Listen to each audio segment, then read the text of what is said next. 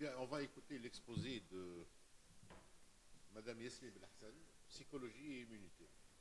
Bonjour tout le monde, alors je me présente, je suis Yasmine Belhassan, je suis psychologue clinicienne et psychanalyste en libéral. Alors on a parlé de corps et de corps malades toute cette matinée, moi je vais vous parler d'autre chose, de ce corps on l'habite ce corps, c'est vrai qu'il est malade, qu'on le soigne, qu'on veut bien le nourrir, qu'on doit faire des activités, mais avant tout cela on habite ce corps et notre rapport à notre corps il est différent pour chacun. Moi, dans mon activité, je vois beaucoup de patients qui sont malades ou pas, qui sont, que ce soit en cours de rémission ou en cours de traitement, ou عندهم برشا من اللي براو. Et chacun de ces personnes-là, حتى كان, ils peuvent avoir, par exemple, deux femmes avec un cancer de sein, mais vous savez qu'on n'a pas, que chacun a son cancer, et surtout, chacun a son histoire avec ce cancer. Donc avec cette atteinte, comme disait docteur ce matin pour l'ouverture, ça bouleverse, cette annonce bouleverse la personne, bouleverse son quotidien, bouleverse son rapport au monde et son rapport avec sa famille, etc. Donc d'après les récits que j'ai entendus au cours de mes consultations, ces personnes-là racontent un corps qui les a trahis, un corps qui devient petit à petit étranger, qu'on ne reconnaît pas, avec une douleur, la douleur qui vient dans un membre ou dans un autre, qui fait effraction dans le réel. Le réel, il est très très difficile. Le quotidien devient difficile. Faire les tâches du quotidien deviennent dures. Même quand je dis dur, certes sur le plan physique, mais aussi sur le plan psychologique. Psychologiquement, c'est dur. En biologie, l'immunité, elle fait référence à la capacité d'un corps pour se défendre contre des substances menaçantes, que ce soit un virus, ou une bactérie ou des cellules cancéreuses.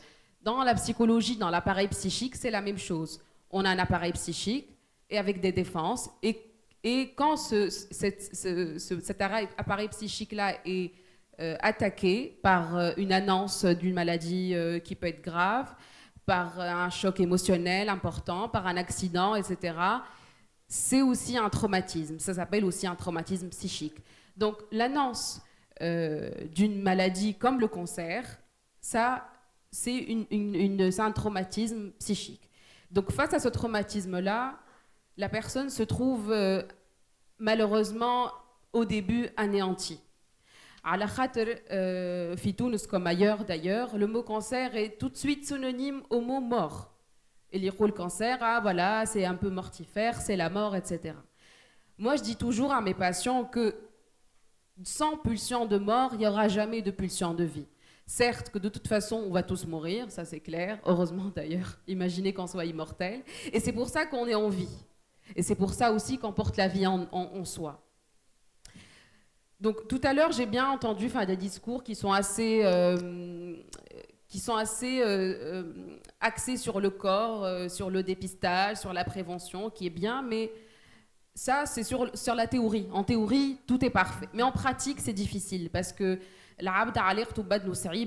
pour aller voir un médecin, des fois, la personne a peur. Donc, je préfère ne pas y aller. Pour faire, par exemple, des frottis, pour faire des examens gynéco, pour faire des examens des coloscopies. C'est invasif. Le médecin, la technique en soi...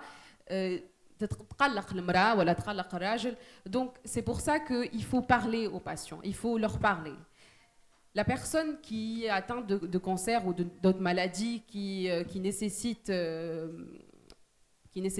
un traitement plus ou moins lourd dans la durée, moi je dis toujours que la personne n'est pas réduite à sa maladie. Je suis venu parce que mon médecin m'a dit qu'il faut un accompagnement psychologique, lui dit d'accord, ok, vous êtes malade, ça vous allez le voir avec votre médecin, mais moi ce qui m'intéresse d'abord, c'est votre histoire.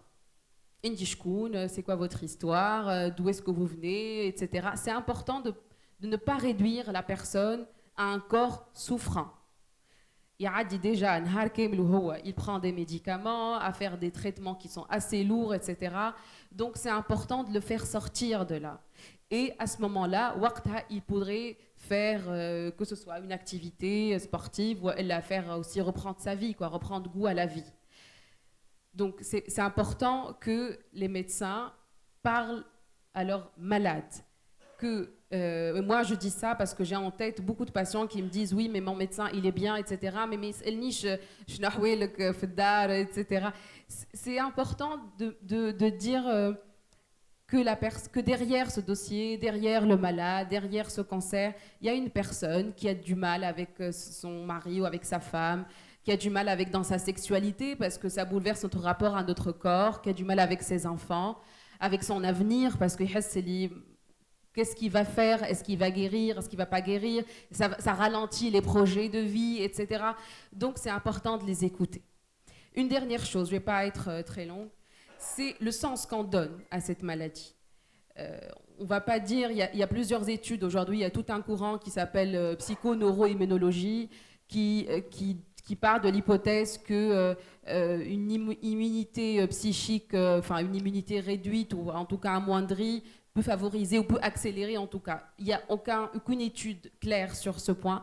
Ce qui est sûr, c'est que si on a une dépression, si on est angoissé, si on a de l'anxiété, le traitement et la prise en charge. Donc oui, il faut un accompagnement psychologique, c'est très très important.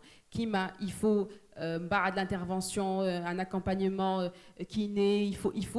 C'est vraiment primordial et malheureusement, c'est pas pris au sérieux pas par les gens parce que c'est aussi elle est un peu culturelle. De toute façon, je suis pas fou, je suis malade.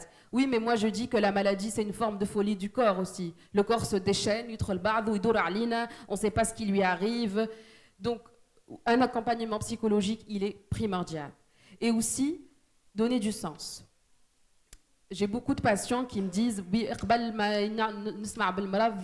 j'ai eu un deuil, j'ai eu une dépression, mon mari m'a quitté, j'ai eu un accident de voiture, de la vie, une épreuve de vie, quoi. Une épreuve de vie.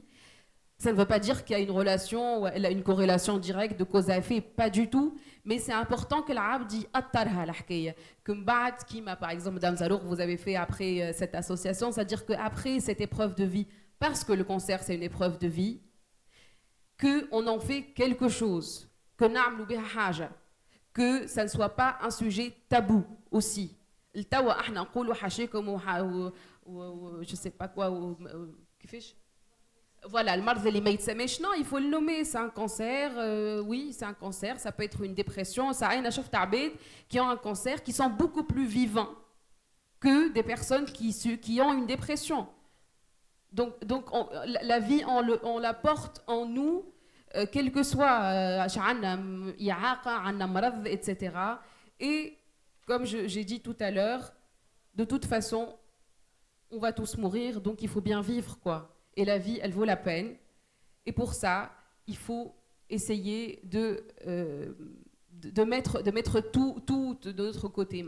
Les femmes ont des moyens, et aller voir un psy, etc. Et surtout, quand on n'est pas bien, quand on est malade, on a besoin d'accompagnement. Même pour les proches aussi, parce qu'on oublie aussi que l'entourage des personnes qui sont malades, ils souffrent d'une autre manière, certes, mais ils souffrent aussi et ils ont besoin d'être écoutés. Merci de m'avoir écouté. Merci.